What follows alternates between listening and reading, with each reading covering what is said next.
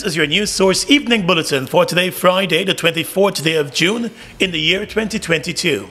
I'm Gordon Mosley reporting, and here's what we're tracking tonight.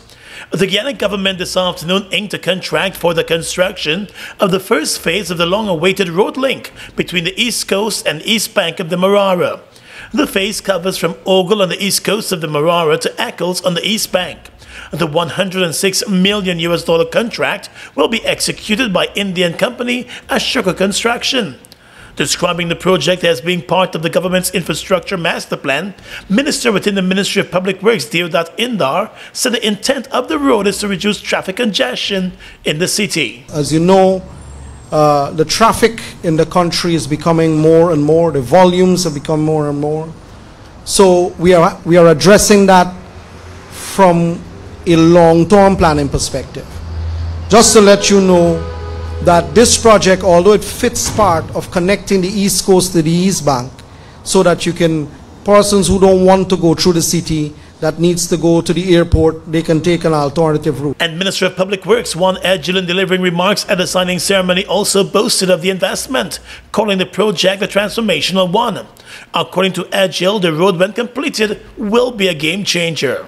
But with the building of this 4-lane, in the first instance, to connect at the Higgs Bus Road, and then to get further into Diamond and then further into the airport, would see us being able to open up new lands.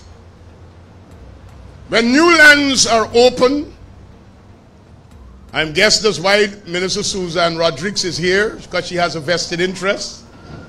It's more lands for housing. It's more lands for agriculture. It's more lands for agro-processing. It's more land for industrial development. It's more lands for lay-down yards and the rest of it to deal with the oil and gas sector. So I repeat for emphasis what I said in 2022 in our budget debate. You cannot eat roads, but roads make us eat. And the Minister of Finance, Dr. Ashni Singh, said the road project must not be viewed in isolation, but as part of the government's plan to develop Guyana and provide relief to citizens. This Ogle 4-lane road is not a standalone project in isolation of what is happening in the rest of the country. In fact, if you put together the new bridge across the Demerara River, the road to Lethem, the 6 additional lanes that we're opening up along the East Bank corridor, and other projects that are yet to be announced, and I will mention just a few of them. The Exim Bank of India has extended a concessional line of credit of $50 million towards the project. More news when we return in a moment. How fast is fiber? Think fast. GTT Fiber has 3 packages with download speeds of 50, 100, and 150 megabits per second. That's fast enough to stream movies and music, to chat with Gran and Fran, to study, and more. What would you do? Upgrade to GTT Fiber today and don't get left behind tomorrow. The International Building Expo is the only expo of its kind in the Caribbean, fostering homeownership and catapulting the construction sector with innovative and sustainable building practices, creating and advancing linkages among local, regional, and international stakeholders. It's the new frontier for building a One Guyana. The International Building Expo, commencing from July 22 at the Guyana National Stadium. Register now at www.buildingexpo.gy. Doors and windows, Republic. Rooms and more, Republic. A brand new rug on the floor. Come to Republic, come to Republic. Whatever you need, you got it. Come to and get your mortgage. Live the dream with Republic. 95 to 100% financing, 50% waiver of negotiation fees, plus one lucky person gets their mortgage paid in full. Turn someday into today. Talk to Republic Bank about your low-cost mortgage today.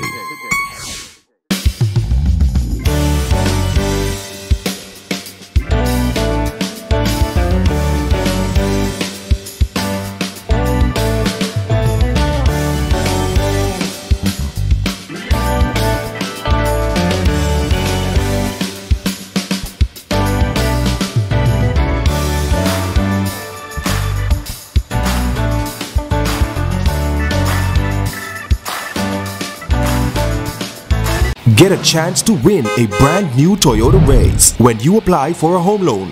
Get pre-approved by applying online, in bank, or at the Building Expo. Apply now! Promotion ends July 24 and the drawing will take place on the final day of the International Building Expo. Here's your chance to win and drive home a Toyota Race. GBTI, we see Guyana through your eyes.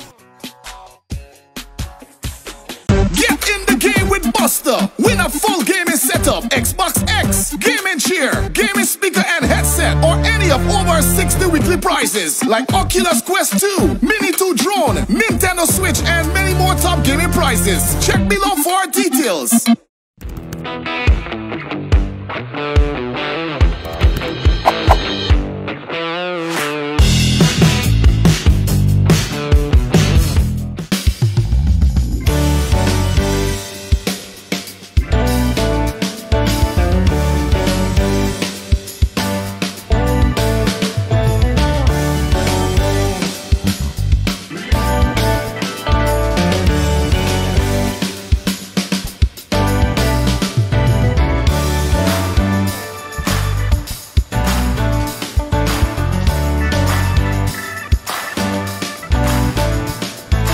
Former head of the Private Sector Commission, Captain Jerry Gavaya, today expressed concern over recent statements by the Georgetown Chamber of Commerce and the Private Sector Commission on the issue of local content and foreign companies.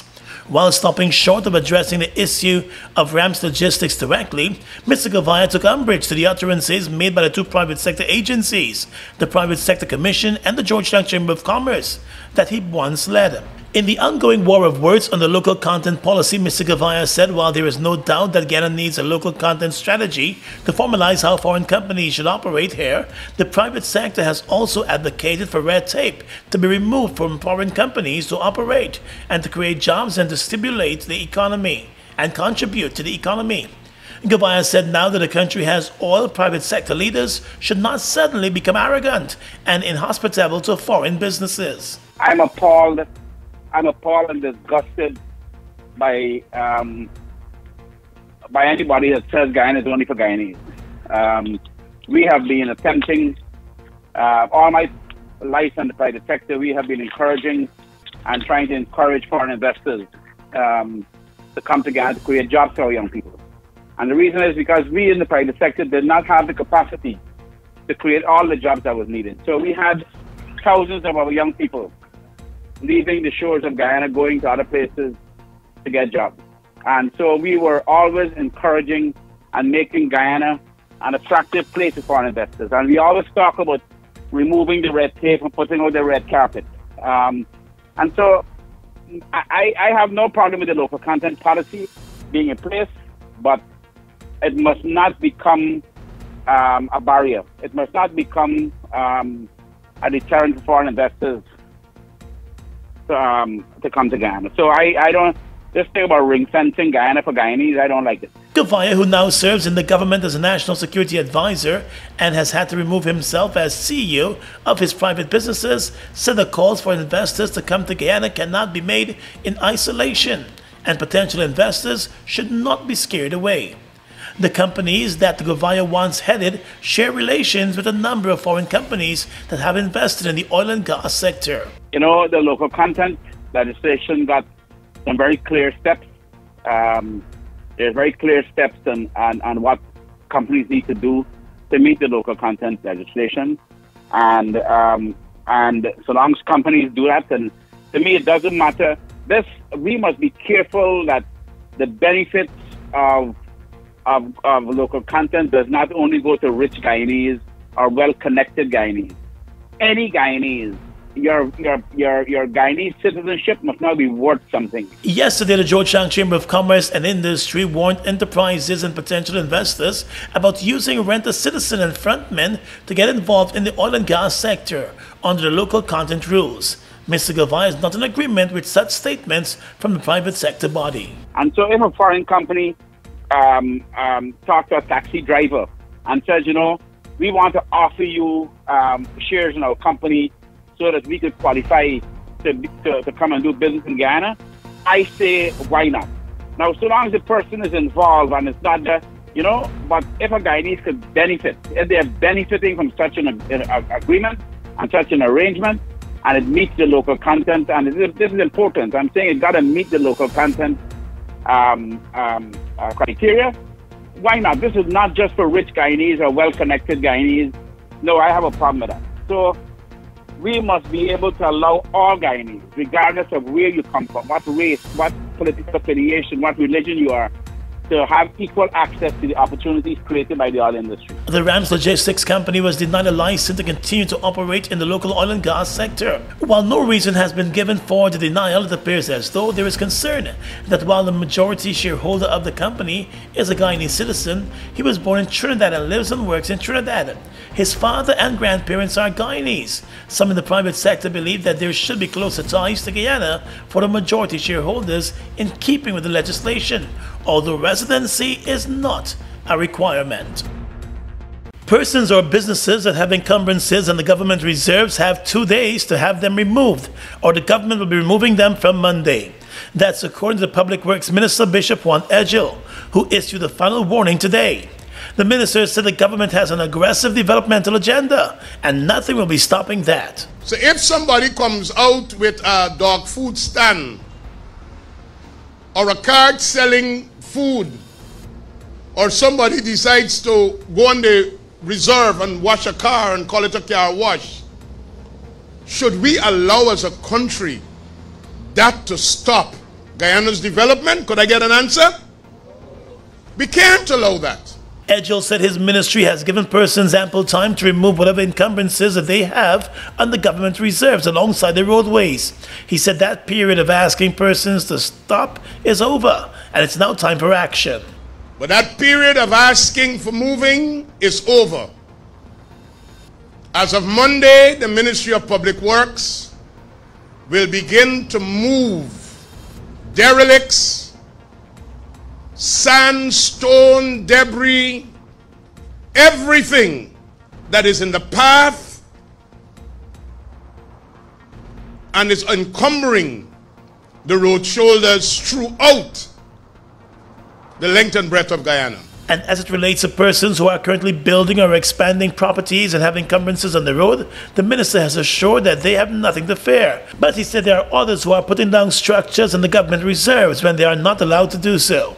We got to bring an end to the lawlessness while we develop Guyana. Do you agree? Edgel said when the items are removed from the roadways, the owners would need to pay the Public Works Ministry a cost to get whatever was removed.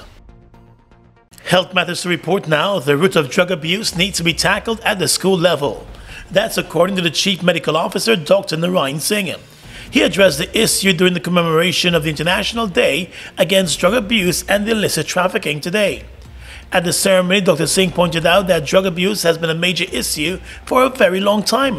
And while the problem continues to persist in the society, more avenues to remedy the situation have to be developed. We recognize the problem with drug abuse in the schools is increasing, and we need to tackle it in it's not saying in its bud, but it's an increasing problem. Every day we hear about different students are actually getting involved with drug use. The Chief Medical Officer believes that the Ministry of Health and the Ministry of Education will have to hold hands with teachers and parents to tackle the problem of drug abuse among school children and young adults. And it's an opportunity for us to work with the school clubs. The students are here. You are to be our ambassadors. You can be one, because a lot of the things starts in the school, and then later on in adult life, we see the full picture of this. I mean, the genesis was in the school system. So we can break that chain, or when it started. And so we dependent upon the school health clubs, the school, because peer pressure in school is very high. And once you can get started there, it's sometimes a difficult road down to get them to come back to normal. Dr. Singh also noted that drug abuse among the adult population is even more worrying. Just over a week ago, the Minister of Health, Dr. Frank Anthony, issued a warning about drug abuse, especially young men. International Day Against Drug Abuse and Illicit Trafficking is supported each year by individuals, communities, and organizations across the globe, all with the goal of curbing the growing problem. A West Bank Demerara resident who allegedly tried to bribe a police officer to secure the release of her brother who was in custody has been charged for the offense of bribery.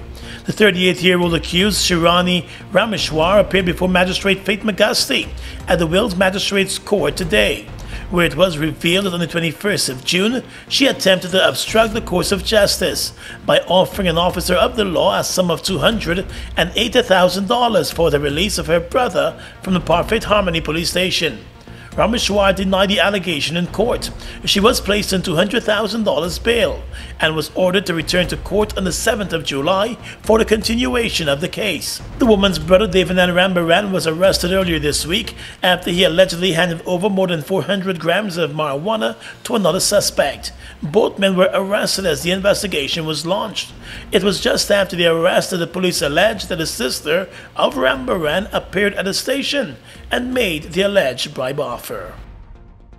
While the Guyana National Bureau of Standards has destroyed over 5,000 substandard electrical fittings, which were seized from businesses during the month of May and earlier this month. According to the GNBS, the poor quality and improperly labeled items were discovered and confiscated during the ongoing countrywide surveillance activities to rid the marketplace of substandard products. The destroyed items included extension cords, lamp holders, receptacles, power strips, cables, electrical breakers, and plugs. The agency has been targeting businesses that sell products that do not meet the requirements of the respective national standards. In a statement, the GNBS said many of the seized items were held for the stipulated 21 days period, as the GNBS awaited the submission of test certificates by the importers and dealers attesting to the quality of the products. Those stakeholders failed to submit valid test certificates, which prompted the destruction and disposal of the products.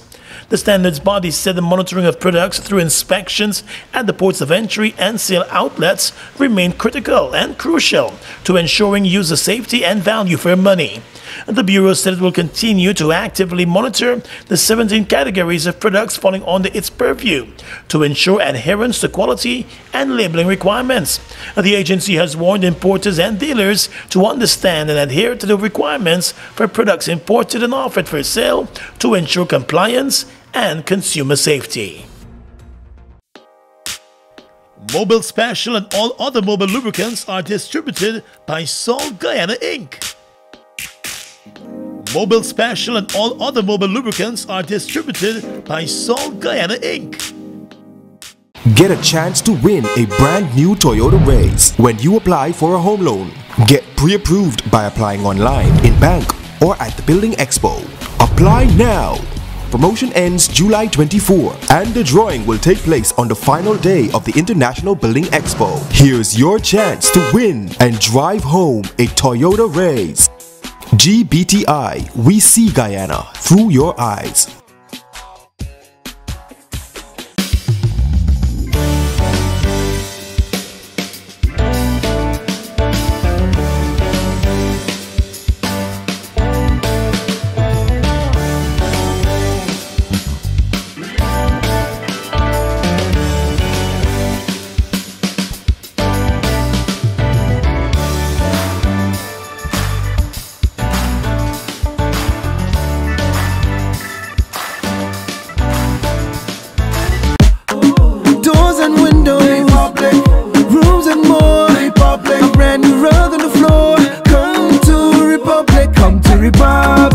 Whatever you need, you got it.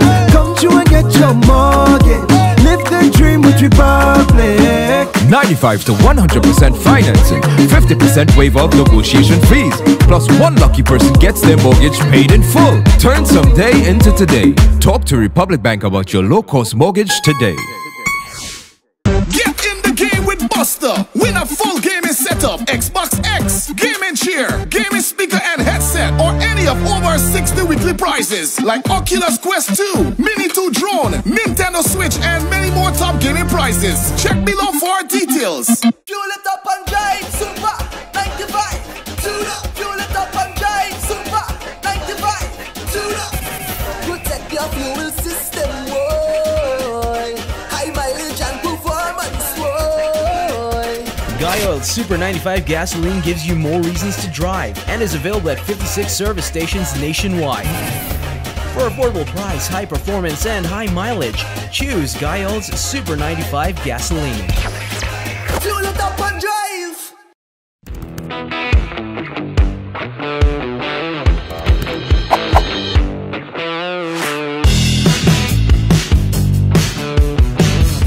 Across the region tonight, Grenada's main opposition, National Democratic Congress, won yesterday's general elections, according to results.